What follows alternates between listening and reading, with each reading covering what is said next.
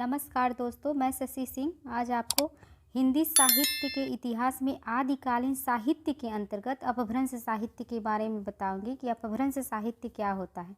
तो आदिकालीन साहित्य के बारे में पिछले वीडियो में मैं बताई कि आदि साहित्य में अपभ्रंश साहित्य, सिद्ध साहित्य, नाथ साहित्य, रास साहित्य, रासो साहित्य और लौकिक साहित्य आते हैं।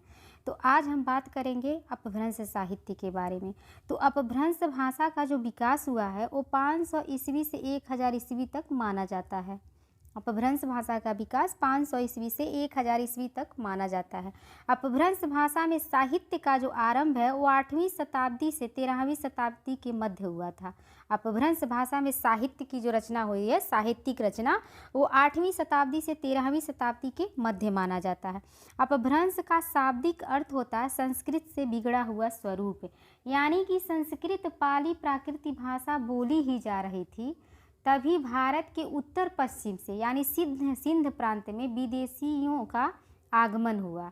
यानी कि हमारा जो भारत देश था उसमें पहली जो भाषा थी वो संस्कृत थी, उसके बाद पाली का विकास हुआ, फिर प्राकृत का विकास हुआ। अभी प्राकृतिक भाषा बोली ही जा रही थी, तब तक विदेशियों का आगमन हो गया यहाँ पे। तो जो विदेशी आए तो वो भी तो अपनी भाषा लेकर आए, तो वो भाषा भी इसमें सम्मिलित हो गई। तो कहने का मतलब संस्कृत, पाली, प्राकृत और विदेशी भाषा का सम्मिलित होना, मतलब विदेशी भाषा में आपस में मिलकर इन भाषाओं से एक बिगड़ा हुआ स्वरूप के रूप में अपभ्रंश भाषा का जन्म हुआ। संस्कृत, पाली, प्राकृत, अपभ्रंश और विदेशी से विदेश से जो लोग आए उनकी भी अपनी भाषा थी। तो ये सारी भाषाएं मिलकर एक नई भाषा यानी सारी भाषाओं का बिगड़ा हुआ स्वरूप में अपभ्रंश का जन्म हुआ, जिसे अपभ्रंश भाषा कहते हैं। तो आपने जाना अपभ्रंश का शाब्दिक अर्थ ही होता है संस्कृत से होते हुए पाली प्राकृत अपभ्रंश, मतलब अपभ्रंश बिगड़ा हुआ रूप होता है। तो आचार्य रामचंद्र शुक्ल ने इस बारे में क्या कहा है? तो इन्होंने कहा है कि हिंदी साहित्य का आविर्भाव प्रकृति की अंतिम अवस्था अपभ्रंश साहित्य से मानी जाती है, यानी कि प्राकृत भाषा के बाद अपभ्रंश भाषा का विकास हुआ। तो प्राकृत भाषा की अंतिम अवस्था और अपभ्रंश की शुरुआत हुई। तो इनके कहने का यही मतलब था। अब आते हैं दूसरा कि आचार्य रामचंद्र शुक्ल ने आगे क्या कहा है। तो इन्होंने कहा है कि अपभ्रंश नाम का सर्वप्रथम उल्लेख जो है वो वल्लभी के राजा धारसेन द्वितीय के शिलालेख में मिलता है। धारसेन द्वितीय जो थे वो गुजरात के राजा थे। तो यहाँ से भी देखने को मिलता है। अच्छा, हिंदी का उद्भव हर्षवर्धन के शासनकाल की समाप्ति के साथ हुई। देखिए, इन्होंने कहा है कि अपभ्रंश भाषा का विकास राजा धारसेन द्वितीय के शिलालेख से मिलता है, उनका साक्ष्य मिलता है कि यहीं से अपभ्रंश का विकास हुआ था। ठीक उसी प्रकार हिंदी का उद्भव हर्षवर्धन के शासनकाल की समाप्ति से हुई, यानी कि 8वीं शताब्दी से ही हिंदी का विकास हुआ। 8वीं शताब्दी तक आते आते हर्षवर्धन का शासनकाल समाप्त हो गया, तो वहीं से हिंदी का विकास माना जाता है। अच्छा, अपभ्रंश का स्रोत क्या है? तो अपभ्रंश का जो स्रोत है वो 3 तरह से देखने को मिलता है। ये जो अपभ्रंश का स्रोत है वो 3 तरह से देखने को मिलता है। पहला जो है शिलालेखों पर, यानी कि बौद्ध धर्म और जैन धर्म के जो शिलालेख थे उन पे अपभ्रंश साहित्य का साक्ष्य मिलता है, अपभ्रंश भाषा देखने को मिलती है। और दूसरा जो है वो कालिदास के नाटकों में, ये जो कालिदास का नाटक था अभिज्ञान शाकुंतलम, तो उसमें भी ये देखने को मिलता है कि कालिदास के जो निम्न वर्ग के जो पात्र थे, जो निम्न जाति के पात्र थे, उनकी भाषा अपभ्रंश थी। उच्च वर्ग के तो लोग संस्कृत भाषा का प्रयोग करते थे, लेकिन जो निम्न जातियाँ थी उनके नाटकों से यही देखने को मिलता है कि जो निम्न जाति के लोग थे वो अपभ्रंश भाषा में बातचीत करते थे। तीसरा जो है जैन स्रोत के माध्यम से। तो जैन स्रोत जो है वो जैन स्रोत में महापुराण, जसहर चरियु और पाहुल दोड़ा, ये तीनों जो है महापुराण, जसहर चरियु और पाहुल दोहा, तो इनसे भी अपभ्रंश भाषा देखने को मिलती है। अपभ्रंश में ये साहित्यिक रचना हुई है। अब जानते हैं कि अपभ्रंश के प्रथम कवि कौन है। तो अपभ्रंश के प्रथम कवि जो है वो स्वयंभू को माना जाता है, और स्वयंभू जो हैं वो जैन परंपरा वो जैन परंपरा के श्रेष्ठ कवि स्वयंभू जी हैं। इनका जो जन्म है वो 783 ईस्वी के आसपास माना जाता है। इनका जो जन्म है वो कर्नाटक में हुआ था, यानी कि स्वयंभू का जन्म 783 ईस्वी में कर्नाटक में हुआ था और 8वीं शताब्दी के आसपास। तो इन्होंने जो उपाधि ली है वो इनको अपभ्रंश का वाल्मीकि कहा जाता है, और भोला शंकर ने इन्हें अपभ्रंश का कालिदास कहा है। अपभ्रंश का कालिदास कहा है। अब इनकी रचनाएं जान लीजिए कि स्वयंभू ने कौन कौन सा ग्रंथ लिखा है। तो पहला जो ग्रंथ है वो है पौम चरियु, जो राम काव्य है। दूसरा जो है वो रिट्ठम रेणी है, रिट्ठम रेणी चरियु, ये कृष्ण कथा है। तीसरा जो है वो पंचमी चरियु है। चौथा जो है वो स्वयंभू छांदस है। तो इन्होंने 4 प्रकार के ग्रंथ लिखे हैं स्वयंभू। तो सबसे पहले पयुम चरियु के बारे में जान लीजिए कि पयुम चरियु में क्या क्या है। तो यह 5 कांडों में विभक्त है और यह अपूर्ण प्रबंध काव्य है, यानी कि ये पूर्ण नहीं था। इसको पूर्ण जो इनके पुत्र स्वयंभू के पुत्र त्रिभुवन ने किया था। इस ग्रंथ में कुल 90 संधियाँ मिलती हैं, ये सारे नोट कर लीजिएगा। इस ग्रंथ में कुल 90 संधियाँ मिलती हैं, जिसमें स्वयंभू ने सिर्फ 83 संधियों को लिखा है। शेष संधियाँ इनके पुत्र त्रिभुवन ने लिखा था। इस ग्रंथ का प्रथम कांड जो है, जिसका शीर्षक विद्याधर है, इसमें राम का विस्तृत जीवन परिचय दिया गया है। इसकी रचना शैली है वो कड़वक वध शैली है, यानी कि कड़वक अपभ्रंश शैली में है। यानी कड़वक अपभ्रंश शैली जैसे दोहा और चौपाई से मिलकर ही कड़वक शैली बनती है। तो कड़वक की शैली में ये पौम चरियु की रचना हुई है। पौम चरियु की रचना राजा धनंजय के आश्रय में किया गया था, यानी उस समय जो ये थे स्वयंभू, वो राजा धनंजय के आश्रय में रहते थे और वहीं पे इन्होंने पयुम चरियु की रचना की थी। पयुम चरियु में राम की माता का नाम सुबाला मिलता है। ये जो पयुम चरियु है इसमें राम की माता का नाम सुबाला मिलता है और इसमें राम के एक विवाह की सूचना मिलती है। अब जानते हैं पयुम चरियु आपने जाना। अब जानिए रिट्ठम रेणी चरियु के बारे में। तो इसमें भी कड़वक बद्ध शैली का प्रयोग हुआ है। इसमें भगवान श्री कृष्ण के जीवन पर प्रकाश डाला गया है, यानी कि ये दोनों ग्रंथ दो हैं। पौम चरियु में राम कथा है, राम के बारे में बताया गया है, और रिट्ठम रेणी चरियु में कृष्ण कथा है। तो कभी कभी ये क्वेश्चन पूछ देता है कि किस में स्वयंभू के किस रचना में राम काव्य का वो उल्लेख किया गया है और किस में कृष्ण कथा का उल्लेख मिला है। तो पौम चरियु में राम कथा है, राम कथा का उल्लेख किया गया है, और रिट्ठम रेणी में कृष्ण कथा का उल्लेख किया गया है। अब जानते हैं पुष्पदंत के बारे में कि पुष्पदंत ने कौन सी रचना की है। तो ये जो पुष्पदंत हैं इनका जो जन्म है वो 10वीं शताब्दी के आसपास माना जाता है, और इन्होंने अपने को स्वयं को उपाधि दी है। जो उपाधि दी है वो अभिमान मेरु, काव्य रत्नाकर और कविकुल तिलक की उपाधि स्वयं को, अपने आप को इन्होंने स्वयं को उपाधि दी है अभिमान मेरु के नाम से, काव्य रत्नाकर के नाम से और कविकुल तिलक के नाम से। इनको जो उपाधि दूसरे के द्वारा मिली है उपाधि, वो इन्हें अपभ्रंश का व्यास कहा जाता है। देखिए अपभ्रंश का जो वाल्मीकि है वो स्वयंभू को कहा जाता है, अपभ्रंश का व्यास जो कहा जाता है वो पुष्पदंत को कहा जाता है। भोला शंकर व्यास ने पुष्पदंत को माघ, भारवी, बाण भी कहा है।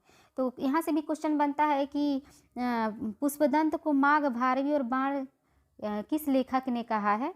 तो भोला शंकर व्यास ने कहा है। इनका जो ग्रंथ है उसको देख लीजिए। तो इन्होंने 3 तरह के ग्रंथों की रचना की है। पहला है जो है वो महापुराण है, दूसरा है अड़य कुमार चरित्र, जिसे नाग कुमार चरित्र भी कहा जाता है, जय कुमार चरित्र भी कहा जाता है। तीसरा जो है वो जसहर चरित्र, जिसमें यशोदा का जीवन चरित्र है। तो अब जान लेते हैं महापुराण के बारे में कि तो महापुराण जो है वो एक प्रबंध काव्य है। ये महाकाव्य की श्रेणी में आता है। इसका मूल नाम ऋषिद्धि महापुरुष गुणालंकार है। इसमें 63 जैन तीर्थंकरों के चरित्र का आख्यान किया गया है, वर्णन किया गया है, और 20,000 पदों में किया गया है। ये जो वर्णन किया गया है महापुराण का, ये इसमें 20,000 पद हैं। महापुराण रचना के कारण इनको अपभ्रंश का वेद व्यास भी कहा जाता है। ये महापुराण जो रचना की हैं इसी के कारण, इस महापुराण रचना के कारण इनको अपभ्रंश का वेद व्यास भी कहा जाता है। इन्हें जैन पुराण की संज्ञा दी गई है। इसमें वैराग्य पुराण, उत्तर पुराण भी कहा जाता है, यानी कि महापुराण को जैन पुराण, वैराग्य पुराण और उत्तर पुराण भी कहा जाता है। इस ग्रंथ में पुष्पदंत ने राम की माता का नाम अपराजिता बताया है। देखिए, राम काव्य में जो पवन चरु उसमें राम की माता का नाम सुबाला है, लेकिन वहीं पूरा महापुराण में राम की माता का नाम अपराजिता बताया गया है। साथ ही राम के 8 विवाह का वर्णन है। पहुम चरु में राम का एक ही विवाह का वर्णन है, लेकिन इसमें राम के 8 विवाहों का उल्लेख मिलता है। अब आते हैं अड़य कुमार चरयू के बारे में थोड़ा सा जान लीजिए कि अड़य कुमार चरयू क्या है। तो इसमें भी जैन धर्म से संबंधित कथा का वर्णन किया गया है। साथ ही भगवान कृष्ण की कथा को भी स्थान दिया गया है। यह एक खंड काव्य है। अब ये जानिए जसहर चरयू के बारे में। तो जसहर चरयू यशोदा की चरित्र का पूर्ण चित्रण किया गया है। तो इसके बारे में कौन कौन से लेखक क्या क्या कहते हैं उसके बारे में भी जान लीजिए। तो आचार्य हजारी प्रसाद द्विवेदी ने कहा है कि संभवतः अपभ्रंश का प्रसिद्ध कवि पुष्पदंत है, जिनका आविर्भाव 9वीं शताब्दी मानते हैं। ये 9वीं शताब्दी इनका आविर्भाव मानते हैं। और शिव सिंह सेंगर ने पुष्पदंत को भाखा की जड़ कहा है। तो यहाँ भी क्वेश्चन बनता है कि कौन से लेखक पुष्पदंत को भाखा की जड़ कहते हैं। तो शिव सिंह सेंगर है। शिव सिंह सेंगर ने अपने अपभ्रंश का भवभूति कहा। शिव सिंह सेंगर ने इनको अपभ्रंश का भवभूति भी कहा है। भाखा की जड़ और भवभूति ये दोनों शिव सिंह सेंगर ने इनको उपाधि दी है। तो अब जानते हैं धनपाल के बारे में कि धनपाल जी के बारे में कि क्या ये लिखे हैं। तो इनका आविर्भाव 10वीं शताब्दी माना जाता है। ये जो धनपाल हैं इनका आविर्भाव 10वीं शताब्दी माना जाता है, धनपाल जी का। और इन्होंने एक ही ग्रंथ की रचना की है जिसे कहा जाता है भविष्यत कहा।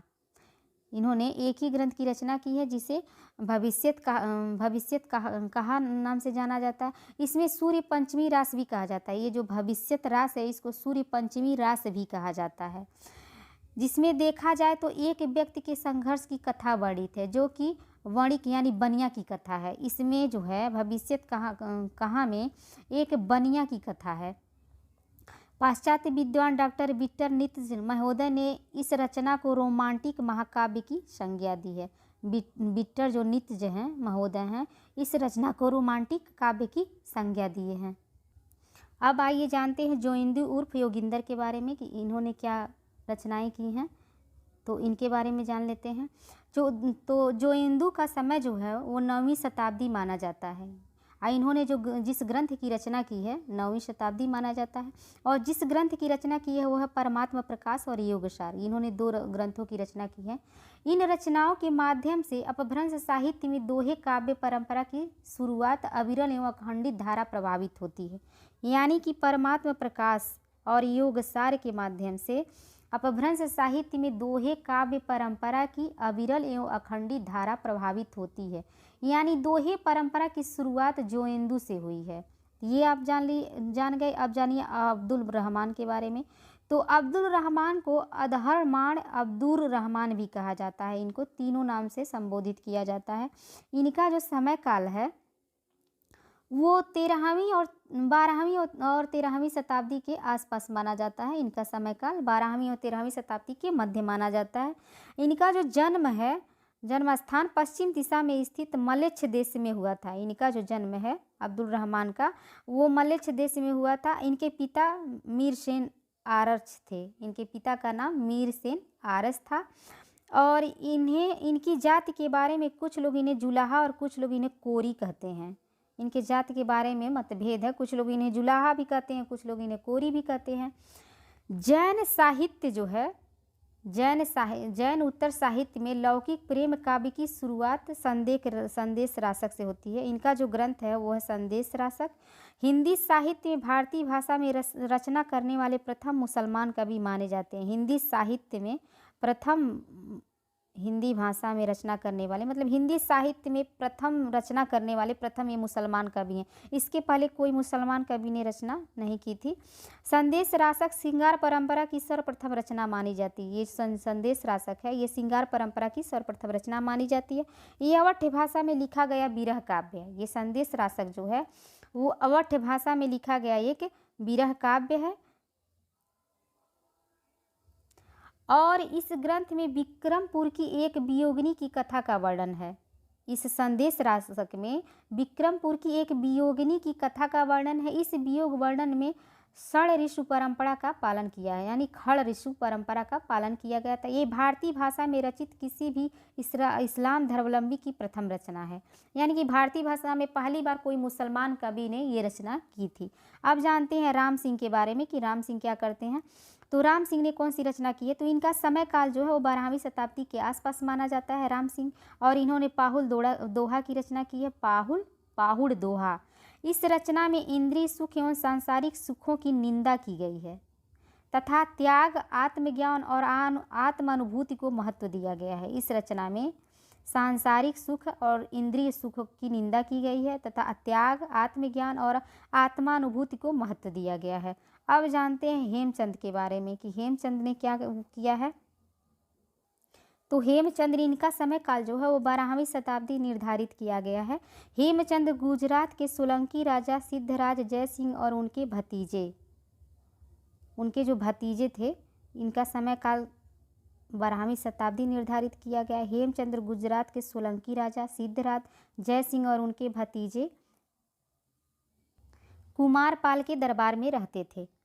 इनकी जो रचना है, जो जिस ग्रंथ की इन्होंने रचना की है, वो है शब्दानुशासन, प्राकृतिक व्याकरण और छंदोनुशासन, देसी नाम माला, जो कोश ग्रंथ है। तो इन्होंने 4 ग्रंथों की रचना की है। हेमचंद्र प्रसिद्ध जैन आचार्य थे और इनका जन्म 1088 ईस्वी में हुआ था। हेमचंद्र को प्राकृत का पाटनी भी कहा जाता है। ये जो हेमचंद्र हैं, इनको प्राकृत का पाटनी भी कहा जाता है। तो आज आपने जाना कि हिंदी साहित्य के अंतर्गत जो आदिकालीन साहित्य है, उसमें अपभ्रंश भाषा के अंतर्गत कितने कवि आते हैं, उनकी रचनाएं क्या क्या हैं। तो अब इसके बारे में थोड़ा सा क्वेश्चन जान लीजिए कि कौन कौन सा क्वेश्चन आता है।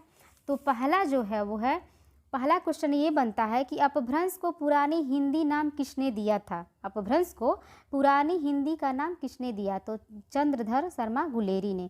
दूसरा क्वेश्चन ये बनता है कि अब्दुल रहमान कृत संदेश रासक किस प्रकार का काव्य है, तो ये एक विरह प्रधान संदेश काव्य है। ये जो है एक विरह प्रधान संदेश काव्य है। दूसरा क्वेश्चन ये बनता है कि पवन चरिऊ में किसकी कथा है। ये जो पवन चरिऊ है, इसके पहले मैं बताई हूँ आपको कि पवन चरिऊ में किसकी कथा है, तो राम की कथा है। अगला क्वेश्चन ये बनता है कि अपभ्रंश का वाल्मीकि किस कवि को कहा जाता है। अपभ्रंश का वाल्मीकि तो स्वयंभू को कहा जाता है। आगे का क्वेश्चन ये बनता है कि पाहुल दोहा के रचयिता कौन है, तो पाहुल दोहा के रचयिता राम सिंह हैं। अगला क्वेश्चन ये है कि महापुराण के रचयिता कौन है, तो महापुराण के रचयिता पुष्पदंत हैं। अगला क्वेश्चन ये है कि योगसार की रचनाकार कौन है। योगसार की रचनाकार कौन है, तो जोइंदू हैं। तो आपने जाना आज अपभ्रंश के बारे में। आपको ये वीडियो कैसा लगा प्लीज़ कमेंट करिए, प्लीज़ हमारे चैनल को सब्सक्राइब करिए और हमारा वीडियो देखने के लिए आपका बहुत बहुत धन्यवाद।